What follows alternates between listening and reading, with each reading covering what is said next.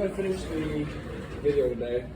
I don't think we're going to do Roman. I don't think we're going to do a test until next week. We won't do a test over until next week. So we'll do a review on it tomorrow or Monday. And we'll do a test next week. Maybe. We'll see. Alright, so we're going to talk about, but we're going to finish the video. We're going to do that after, so you finish your paper. We're going to do that after we talk about a very important guy by the name of Theodore Roosevelt. Have y'all heard of Theodore Roosevelt? You have heard of Theodore. They call him Teddy Roosevelt. Some people call him Teddy. He was actually probably one of my favorite presidents out of the presidents the United States have had. He's probably one of my favorites. But he's going to play a part in the video you're going to see. So let's learn about a little bit about him. So he was born in New York City, New York. He was actually born to a pretty wealthy family. His father passed away when he was younger, so he actually was able to inherit $60,000, which at the time was over $1 million, probably in today's standards. So he inherited quite a bit of money after his dad passed away. He was 26th president of the United States. He was the youngest president at the time that had ever taken office. He was only 42 years old. That's pretty young. He served 2 terms from 1901 to 1909. But when he was young, he actually suffered from asthma. So when he was a little kid growing up, he actually suffered from asthma. So he actually was, he had a hard time doing stuff when he was younger. But his parents would take him hiking and stuff. He actually liked being outside. He liked doing stuff outside, like hiking. He was able to be outside. He actually wanted to learn to fight because when he was younger, apparently there's a couple kids who came and kind of beat him up when he was a little kid. So he wanted to be able to fight back. So he actually learned how to box.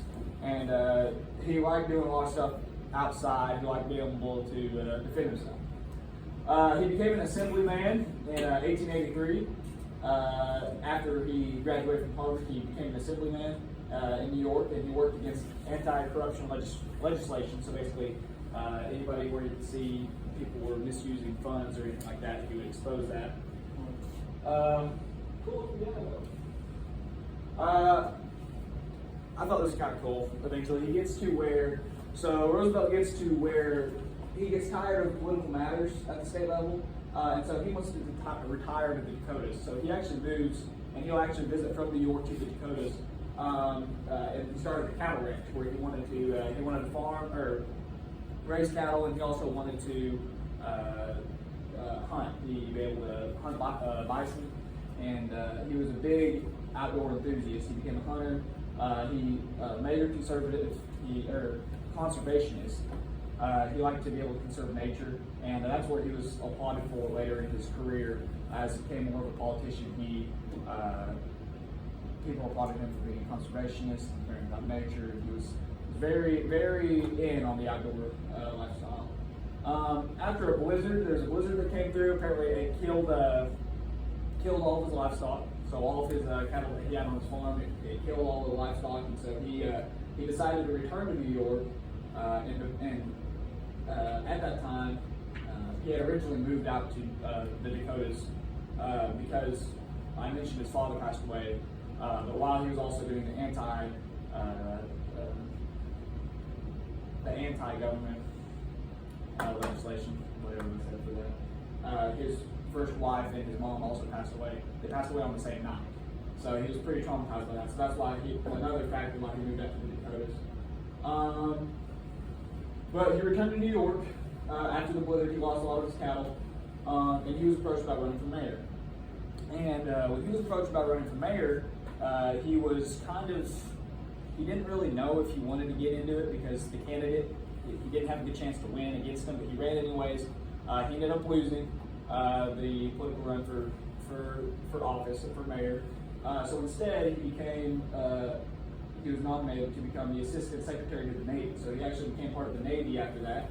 And the commanding officer actually had some illnesses and some issues he was dealing with. So Roosevelt took command of a lot of the roles of the Secretary to the Navy. So that was pretty cool too. He formed the U.S. Volunteer Cavalry, the first U.S. Volunteer Cavalry, whenever we were in a war with Cuba, Cuba War. He was known as the Rough Riders Regiment. He actually became they became pretty famous whenever they were fighting. They were successful in driving back the opponent in many of the wars or many of the battles. So he became pretty well known through that regiment. When he returned from war, that's when he re-ran for governor of New York. He was elected as governor of New York. He also became, after that, and you'll see a lot about this. In the video, will talk a lot more. I just wanted to be able to let you guys know about it a little bit more. When he came back, he became vice president to John McKinley. Hobart was a guy named Hobart was McKinley's first vice president, but he passed away. And so Roosevelt became vice president to McKinley. But McKinley was shot, and we'll probably see that in the video too. President McKinley, who had won, remember him from our video when he ran and won against Bryan, he was actually shot. He was assassinated. And so that's when Roosevelt took charge and became president after McKinley. So he's got a really interesting life, and we'll see more about that. He's got a lot of cool quotes. I want us to look at some of the quotes because I like a lot of his quotes, especially the last one I'll show you on the next slide. But do y'all want to read some of these quotes? Want to read the first quote? You don't want to read it? Okay. Roman, do you want to read the first quote? Okay, read it. Yeah. In any moment of decision, the best thing to do is the right thing. The next best thing is the wrong thing, and the worst thing you can do is nothing. So what do you think he's saying here? In that first quote. What do we think he's saying? Roman, what do you think he's saying? Take your hat off. What do you think he's saying in the first quote? In any moment of decision, the best thing you can do is the right thing. The next best thing is the wrong thing. The worst thing you can do is nothing. Yeah, Quentin, what do you think? Do the right thing. Do the right thing. Basically, what he's saying is you need to take action. If you're coming up against a problem or something presents itself in his life, you need to take action against it, because the worst thing you can do is just sit around and do nothing. Whether it's right or wrong, you need to be all in on whatever action you decide to do, and the worst thing you do is just sit around and let it happen. This next quote, you want to read it again? Or is anyone else want to read it? The person in the pants responsible for the most of your troubles, you wouldn't sit for a month. If you kick the person in the pants responsible for most of your trouble, you wouldn't sit for a month. So what do you think he's saying there? Quentin, what do you think?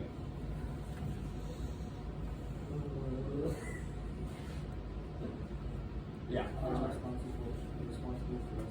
You're responsible for a lot of your troubles. You're the one who's probably your worst enemy most of the time, was what he's saying. If you could kick the person in the pants responsible for most of your trouble, you wouldn't sit for a month. What he's saying is you're probably your worst enemy most of the time. I care not about what others think of what I do, but I care very much about what I think of what I do. That is character, and that's one of his quotes. He was a man of integrity. He cared about a lot what he wanted to do, or he was his biggest critic, in other words. And that's a pretty good lesson for us. Care not what others think I do, but I care very much about what I think I do. That helped him keep himself accountable during his presidency. All right, we got one more quote. It's a long one. I like to try and memorize this one, but I think it's pretty. I'm going to read this quote, and y'all will tell me what you think it means. It is not the critic who counts, not the man who points out how the strong man stumbles, or the doer of deeds that could have done them better. The credit belongs to the man who is actually in the arena, whose face is marred by dust and sweat and blood, who strives valiantly, who errs, who comes short again and again, because there is no effort without error and shortcoming, but who does actually strive to do the deeds, who knows great enthusiasms, the great devotions, who spends himself in a worthy cause, who at best knows in the end of the triumph high achievement, and who at worst, if he fails, at least fails while daring greatly, so that his place shall never be with those cold and timid souls who neither know victory or defeat. What do we think? If you could sum that all up, what do you think he's trying to say? I'm going down without a fight. But In a sense, he's saying that. guy that actually did the work. There's actually somebody doing it. It's easy for people, especially if you guys will see it going through life when you all go through your careers and stuff. It's easy for people to sit back and criticize who aren't doing anything. They're sitting back and they're not doing anything with their lives, but they're sitting and they're happy just complaining about what you're doing. And Roosevelt's saying that the credit goes to the person who's actually in the arena, who's even if he's failing, he's able to get back up and he's actually doing something with his life. And he's saying, if he fails at the worst, he at least knows the triumphs of life and the falls of life, and it's better than where you'd be if you're a person who knows neither victory or defeat. You've never tried it at anything in your life, and you're just willing to sit there and not do anything. So that's a pretty cool quote, and I actually like that one quite a bit. I'd like to be able to memorize that one, but there's a lot of words in that one, so I'll be working on it. But we're going to start the video. We're going to finish the video. Tomorrow we're going to, like I said, we'll either review or do something else, and your test will be next week. So you can come get your papers.